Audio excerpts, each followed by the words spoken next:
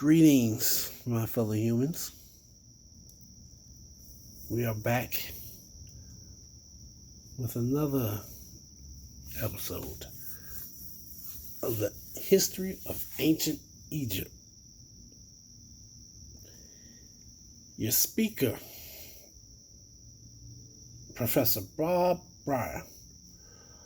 I believe one of these chapters, they actually give his accreditation. I don't know. I know sometimes people hear you comment on something and it's like, oh, that's not real. That can't be real. I ain't never heard of him. Broaden your mind then. Maybe you will hear something. So let's see if I can find it. Let's just take a deep breath and... I hate that corny music, but hey. What can I say? Lecture 26. Mummification. How we know what we know. Oh, okay, that's not it.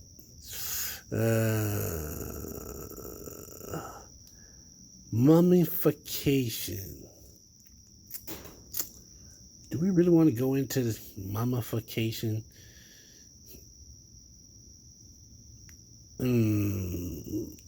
Let's check it out. See what they're talking about. If it gets too boring, I'll go skip to the next chapter. Right? We trace the 18th dynasty with its great kings, Hatshepsut, Thutmose III, and we talked about Tutankhamun, Akhenaten, right down to the end of the 18th dynasty. It's a lot of history. It's a lot, and I'm glad you're absorbing it still here with me. What I want to do today is take a little bit of a detour from the chronological approach, side trip, and I want to talk about something that's very Egyptian, very ancient Egyptian, mummies, right, which is my specialty. There is something about mummies that is very special. Ask any museum curator. What draws people into museums is the mummy. People want to see a mummy. I've often thought about what's special about it. I think part of it is that when you're looking at a mummy, you're looking at a person, a recognizable person staring back at you over 3,000 years. There's something different. It's not just a statue. It's very different from an artifact. And I'll tell you something about that has caused problems. As you know, the Egyptian Museum in Cairo is the storehouse of all great Egyptian treasures, and they have plenty of mummies. And for a long time, the mummies were in terrible condition. And the reason they were in terrible condition is that nobody thought of them as artifacts that had to be restored, had to be preserved. They were kind of like dead bodies, you know. And for a long time, the mummies were in terrible condition. And the reason they were in terrible condition is that nobody thought of them as artifacts that had to be restored, had to be preserved. They were kind of like dead bodies, you don't touch them. So little was done for the mummies to keep them, to conserve them. And they really deteriorated considerably just because they were mummies. They were a separate category. But mummies are very special, and it's one of the things that people think of when you think of dead Egypt. people. Nobody wanted to deal with the dead people. Mummies. And mummies is what people want to see. So there's something about mummies, no question about it. And so I'd like to take a little bit of a detour. In some detail, we're going to go into mummies. I will do a few lectures on just everything about mummies. And by the end, I'd like you to be sort of little mummy experts. First of all, as I mentioned before, the ancient Egyptians never wrote down how to mummify a cadaver. They mummified people for 3,000 years, and there's not a single papyrus that tells us how to mummify a person. There are papyri that deal with medicine, as we've seen. There's certainly religious papyri, but there's nothing that tells us how to mummify a person. Why? Well, one is I think it's a trade secret. Embalmers were a kind of guild, almost like a union, and I think they wanted to keep it within the family. Often embalmers were families. It was a family profession, and you know, it's the same today. Funeral homes are usually family professions. The son goes into the profession, or the daughter goes in because the father was doing it. It's not the kind of thing, you know, a kid goes to school and says, oh, I think I'm going to be an embalmer if the family's not in it. So this is a similar thing. It It was kept Well, within that's true. families as kind of family secrets, trade secrets. Now, today I want to talk about, well, if they never wrote down how you mummify, what did they tell us about mummification? You know, how do you figure out how to make a mummy? One source, it's not a great source, are the tomb walls. As you know, they painted almost every aspect of daily life on their tomb walls. So maybe you'll get a picture of somebody being mummified. Not quite. You get pictures of people working in the fields. You get people at banquets, drinking, getting drunk. You get fishing. They're hunting. Nobody's being mummified. The closest, there are two tombs, Thebes, right, in Thebes, that show a mummy in the last stages. He's being wrapped. Right? And what's neat about it is it gives you a little detail that you wouldn't catch otherwise. I think it's kind of neat. The painting shows a mummy with two embalmers working on it, and they're just doing the last stages of bandaging. They got little thin strips of bandaging, they're wrapping it around. But what's neat, the detail that I like, is the mummy isn't laying on a table. It's not on a table. It's on two blocks. It's on two blocks. And the reason is, anybody who's worked with bodies knows you work on bodies, you put them on chocks, so to speak. You elevate them off the table, because if you have to get under it, when you're passing the bandage, you don't want to have to lift it off the table all the time, so you could just simply pass it beneath the mummy. So these guys are working on a mummy that's up on blocks, kind of, very much like if you jack up a car. So they Makes didn't have sense. to lift the body every time. So it's a nice detail, but that's all the tombs use. That's about it in terms of the mummification process. Right? Now, we have some papyri. I don't know about you guys. Mummification? I'm pretty sure it sounds like some really scientific, stuff. Sciencey stuff. But I just...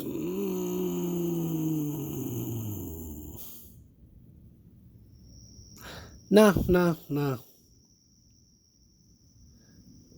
Let's see if I can get this thing to flip. Let's see.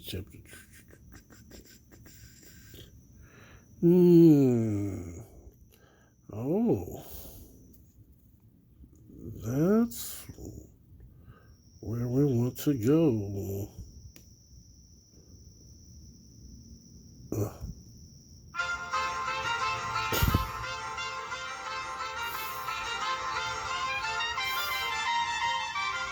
Lecture 27.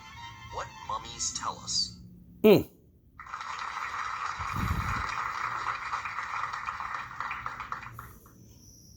Welcome back. I'm glad the mummies didn't scare you away. We're going to do some more mummy business today. What I'd like to do is show you that the mummies themselves are perhaps the best way to figure out the process of mummification. Last time we saw there were a few papyri that talked about mummification, but not really how to do it. They told us about wrapping, about the incense, about some of the rituals, and that the body had to be placed in the tomb after 70 days. But they really didn't give you the how-to. And I'd like to talk a little bit more about that today. And as I say, the best place to start is with mummies. Now, first, not all mummies are the same. You know, we tend to think of a mummy as a mummy as a mummy. But remember, the Egyptians were mummifying for 3,000 years. Certainly the process was going to change. They were going to get better at it, and maybe even worse at it sometimes.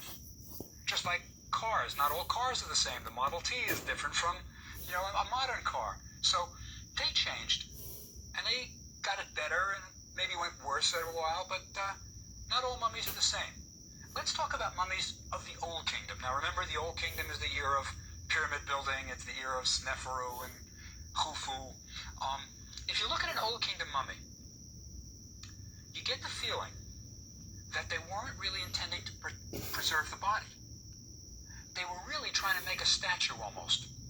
If you look at Old Kingdom mummies of fairly wealthy people, very often what you've got is a layer of bandages that have been coated with plaster, and the features of the deceased are painted on the plaster or sometimes carved into it. And what you're really making almost is a statue of the deceased with his body inside. But there isn't a great deal of preservation of the body going almost, in case the body is destroyed, you still got the plaster coating so the soul will know where to go. So really, Old Kingdom bodies are not in very good shape. They weren't really dehydrating as we know it, removing the brain, none of that. It's more cosmetics, an outer shell that looks pretty good. By the way, the Egyptians aren't the only ones who mummified.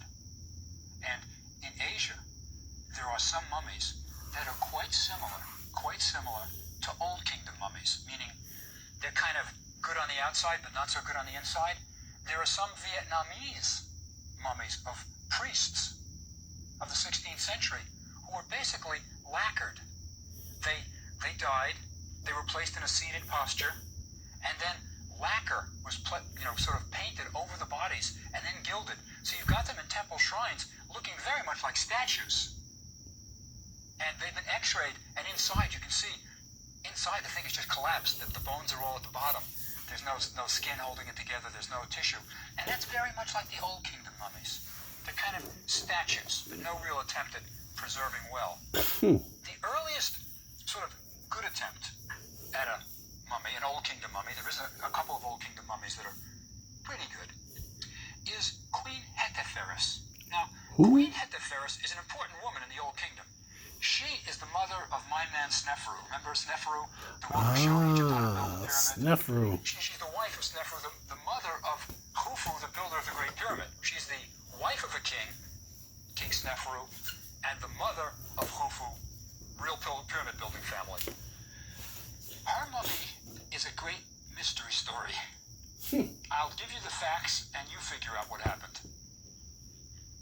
The tomb of Queen Hetepheres was discovered during this century by an American excavator from Boston, Reisner, great Egyptologist. It was found right next to the Great Pyramid at Giza, right next to her son's pyramid.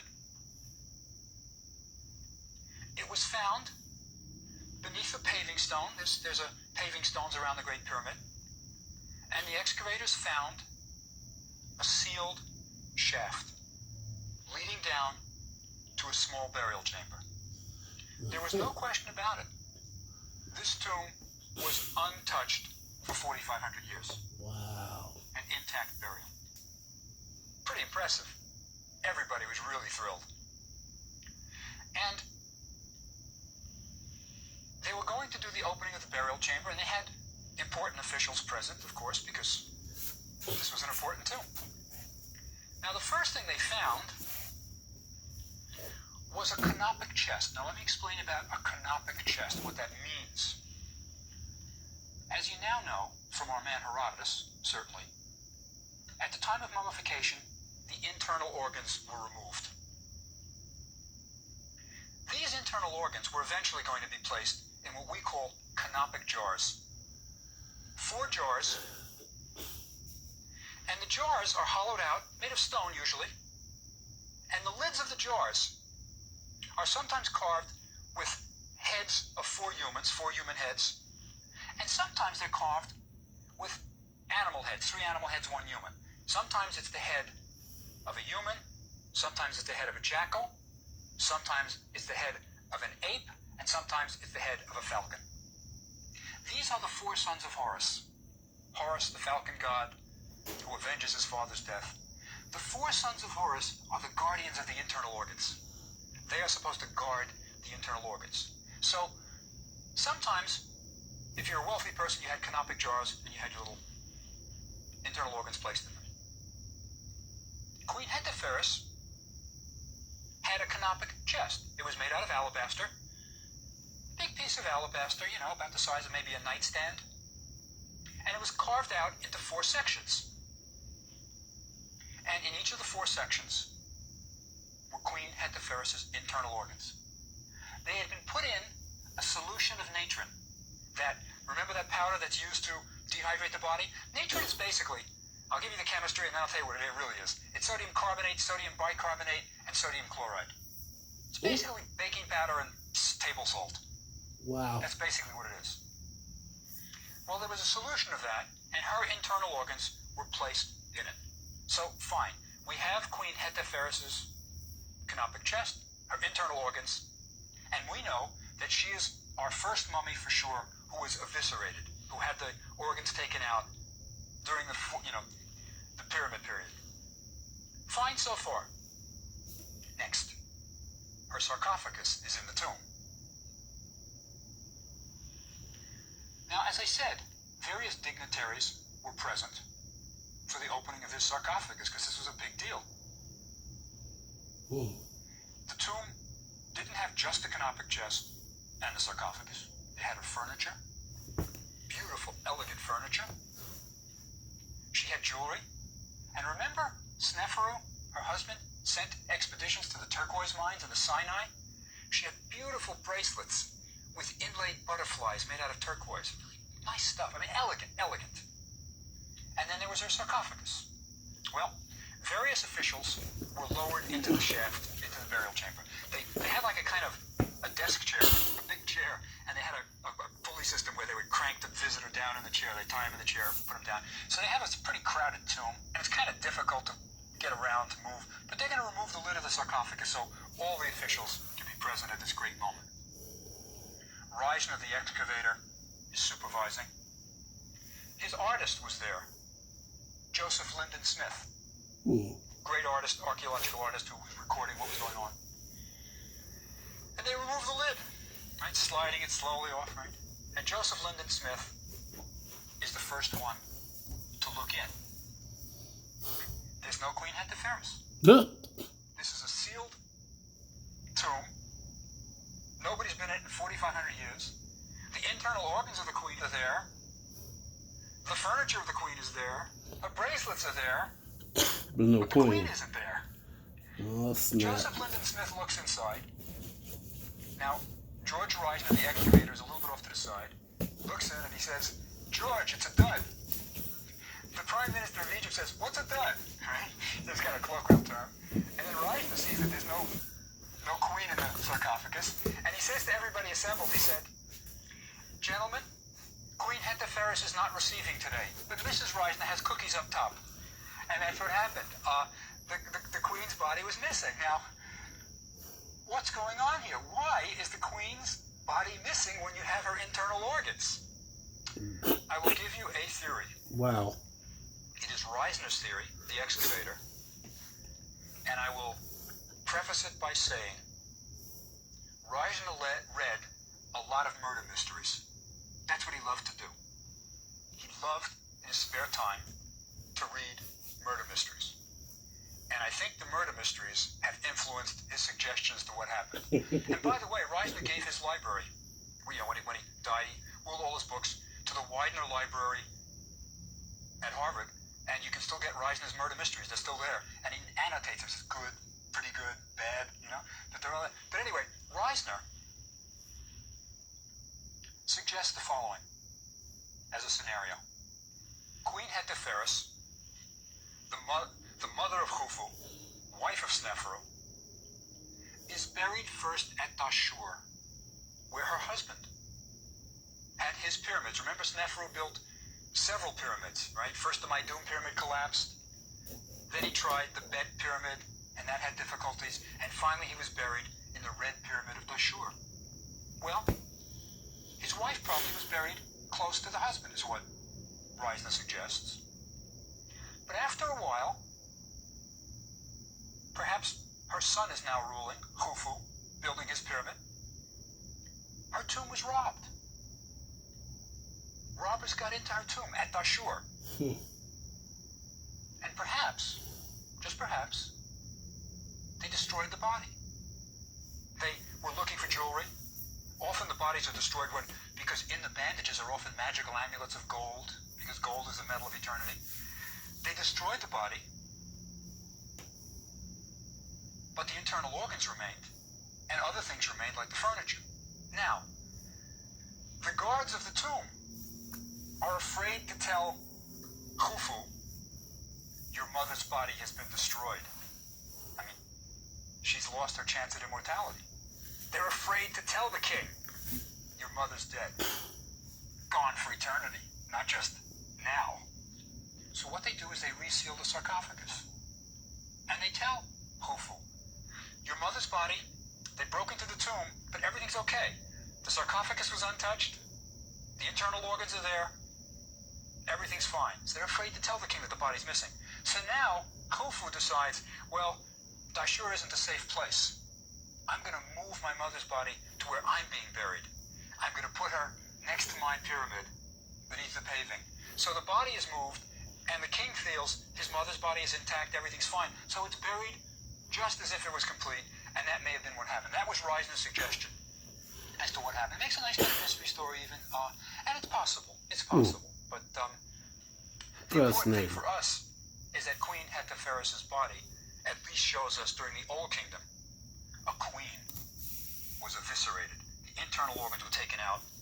So in the Old Kingdom they knew, if you really want to preserve a body, take out the internal organs. Now, as I said, there are all kinds of mummies. Good mummies, bad mummies. They come in all kinds of shapes and sizes. And what you got depended, as Herodotus told us, on what you could afford. So the bodies of commoners, especially, vary considerably. But there are certain sort of constants. So,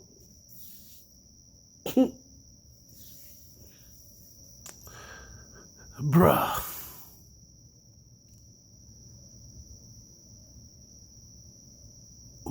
what do you,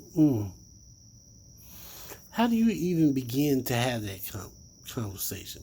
Is everything okay? Sir, we have something to confess. What happened? Did somebody steal the jars? No, everything's intact except the queen. Has her body been damaged? No, sir. She's not there. Say again? The body of the queen is not in its burial chamber. So when the king asks me if all is well, you want me to tell him what? You want me to lie and say everything's okay? Or do I tell the truth? Bruh, you two need to go and find the queen. Somebody knows where she at. Find out right now. Go on. I can't believe this. How did you lose a body? Especially a dead body. Like, what kind of a conversation? What kind of a conversation is that to have? You lost the queen? That's like... that would be like Queen Elizabeth coming up missing after she died. Like, what, did she go out for a stroll one last time? What? That makes no sense. Oh my goodness. So, a queen that I've never even heard of, and it turns out she's the mother of one queen. She's the mother of one king and the wife of another. Snefru and Khufu. Man, that's a hard act to follow. Those two, the one that perfected the pyramid and the one that just went all out and made it even grander than it already was. Huh. Wow. Khufu doesn't have his wife. Well, I should say Snefru doesn't have his wife, and Khufu doesn't have his mom. Somebody kidnapped the queen. Oh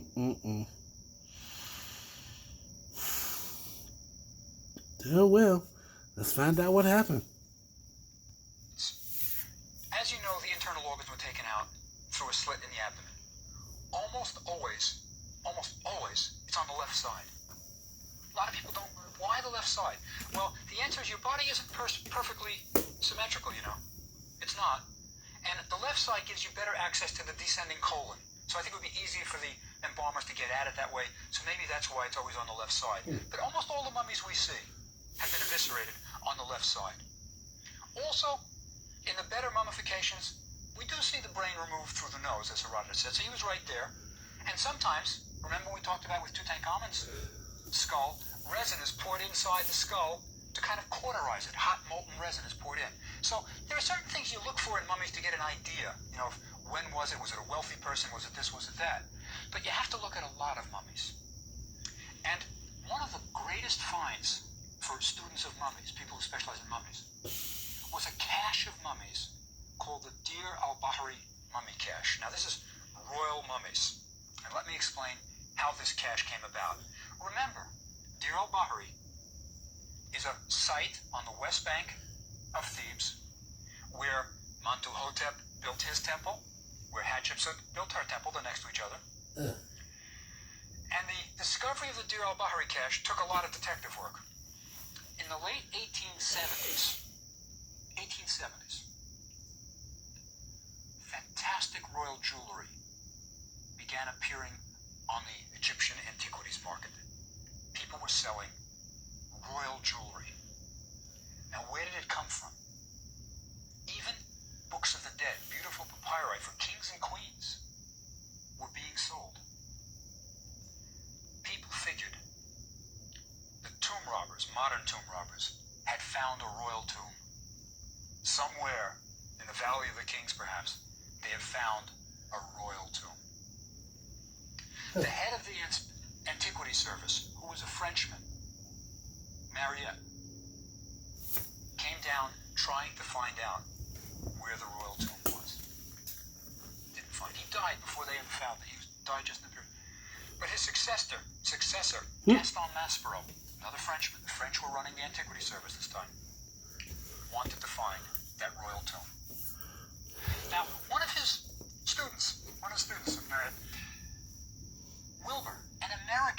Wilbur, an American politician who sort of had to get out of town. And he left from Brooklyn,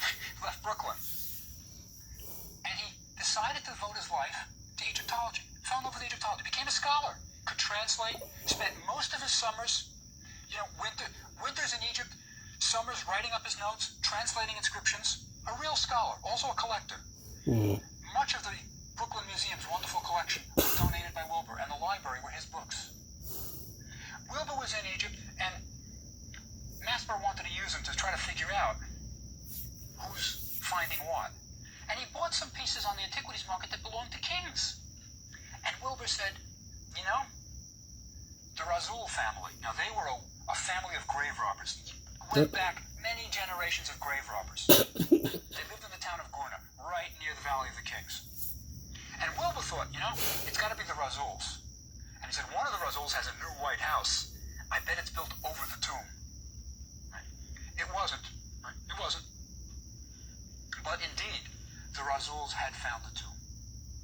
The Rasuls were questioned by the police. Now, when I say questioned, they were tortured. This was the 1870s, now it's almost 1880. They were tortured. One of the Rasul brothers limped for the rest of his life. But they didn't reveal where the tomb was. Really? In 1880, I believe it was, the eldest of the Rasul brothers went to the police and said, I will show you where the tomb is. Apparently the brothers had made a deal or something, we're not sure. But he said, I will show you. Now, the police are very sharp. They went straight to the Rasul's house, figuring the Rasuls would have made one last trip to the tomb, gotten some goodies to sell in the future, and they did indeed find something. It wasn't. But indeed, the Rasuls had found the tomb. The Rasuls were questioned by the police. Now, when I say questioned, they were tortured. This was the 1870s, now it's almost 1880. They were tortured. One of the Rasul brothers limped for the rest of his life. But they didn't reveal where the tomb was. Come on. In 1880, I believe it was, the eldest of the Rasul brothers went to the police and said, I will show you where where the tomb is. Apparently the brothers had made a deal or something, we're not sure. But he said, I will show you. Now, the police, very sharp. They went straight to the Razul's house, figuring the Razuls would have made one last trip to the tomb, gotten some goodies to sell in the future, and they did indeed find some things in the house. They did. But the Razuls then took them to the tomb. Now, the tomb was more than anybody could have ever expected. The inspector who was sent down, Brugish was sent down to see this tomb. He was led up a mountain pass near the Valley of the Kings. Not in the Valley of the Kings. It wasn't at all what anybody thought. It wasn't at all what anybody thought. He was led up a mountain path at Deir el-Bahari, near Hatshepsut's temple. And there was a pit going down, a shaft. And he was lowered down through the shaft, and then he went into a tomb, a passageway. But the passageway was almost clogged with coffins. Oh, wow. Not one, not two, but dozens of coffins. And as he walked through, there were also on the floor little servant statues that had been buried with these people. And there were things like boxes for the women's wigs. It was not just the coffins, but it was also some of the goods that went with it. And as he went by, there was another room, and there were still more mummies and coffins. Now, he was a bit of a scholar. He wasn't a great scholar, Brugish, but he could read the names on the coffins. And he couldn't understand what was happening. Because here were the mummies of the kings and queens of Egypt, of different dynasties. For example, now, you know some history by now, some of our Egyptian history. There was the mummy of Thutmose I, who had constructed the first tomb in the Valley of the Kings. There was the mummy of Thutmose III, the great warrior king. But there was also the mummy of Ramses the Great, who's from the next dynasty. Wow. There were also mummies of kings and queens of the 21st dynasty, still further into the future. How did these mummies, spanning such a period of time, all come together? Brugish was really puzzled. The answer is that this convention of kings and queens came together because at one point in Egypt's history, and we'll get to that in detail, Egypt had slid again, wasn't the power it used to be, and the Valley of the Kings was no longer guarded. So there was a rash of tomb robbings of the royal tombs. And a later king, when he took inventory, a king of the 21st dynasty, when he took inventory, in the Valley of the Kings, he saw all these august ancestors had been defiled. He gathered them all together, and he wanted to put them in a safe place, a secret place, a hidden place. So he had this tomb constructed secretly. And that's how the mummies of Thutmose I, Thutmose III, Ramses II, Seti I, Pinagem, Queen Henetawi, names we'll be talking about in detail. That's how they all came together in this tomb. And they lay there undisturbed till the 1870s, when the Razul brothers found it. I'll tell you how I think they found it. These people, the tomb robbers, are very sharp. It rains in Egypt rarely, especially in the south, very rarely, but there is an occasional downpour. And that's when you look for tombs. You look to see where the water is running off, where it's disappearing into the ground. And probably they waited for a downpour, and then they could see water disappearing. Another way you look, by the way, is at the ground. You look for stones that aren't like the stones of the area. You look for little fragments of pink granite. Pink granite doesn't come from Luxor, from Deir el-Bahari. It comes from Aswan. So if you see little pieces of pink granite, somebody brought a sarcophagus in, it's been chipped, there's something nearby. So two ways: you look for water running off, or you look for different stones, right? So the Razuls, one way or the other, had found this cache of mummies. Now, Brugish had the responsibility of removing these mummies. Now, it was a great responsibility, because the people of Gurna, that city, had made their living by robbing tombs forever. And they would kind of view this as their heritage. And this was the gold mine of all gold mines. Unreal. So they found the queen body along with other kings and queens. And they decided not to tell anybody because the struggle was real and they needed the money. So they were going to use this ballroom full of kings and queens to pay off their debts. They're stealing jewelry left and right, pawning it at the local pawn shop, selling it to the highest bidder. For what? No respect for the dead. Just none. Unreal. And this other guy, I'm going to tell you this real quick, and we're probably going to end this video. This other guy, they talked about these guys going over there doing expeditions, some of them from America during the 1800s and the 1900s. Ooh-wee. Do you know what was going on in America in the 1800s and the 1900s? 1900s. In terms of century,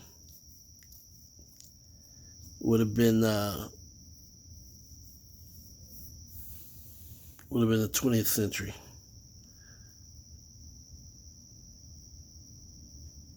Now, if you're talking about years, the 1900s would have been the year 1801, all the way up to 1899, 1876, 1850s. These dates, 1900s and the 1800s, this was the time during and right after slavery in America. So while black people were illiterate, not knowing where they came from, how they get back home, how they getting off this damn plantation, you got these so-called scholars that's going to Egypt, knowing the truth. They know that this stuff that they're acquiring is created by black people, and that the descendants of these people are being held hostage in America. But you can't tell them that. They must never know that they come from royalty. They must never know that they are the royal subjects of the continent of Africa. You got to keep them from reading and writing, because that's going to make them uprise. That's going to make them want to fight for their freedom, fight for what's rightfully theirs. I mean, they wasn't using it. You know, they got gold and all kinds of stuff sitting over there just going to waste. Somebody could be making money off of it. However, it wasn't always about the money. Why would you worry about money if you got plenty of it? Just chill. And that's what we were doing most of the times. We were just chilling, minding our business. Yeah, we get into a little family fight time to time. This tribe fighting that tribe. But Africa was ours. We do what we want to do. Them damn white people came over with their muskets and the so-called Christians came over with their Bible and ruined us all. Just ruined the whole operation. Well, friends, ponder on that, and we will chat later.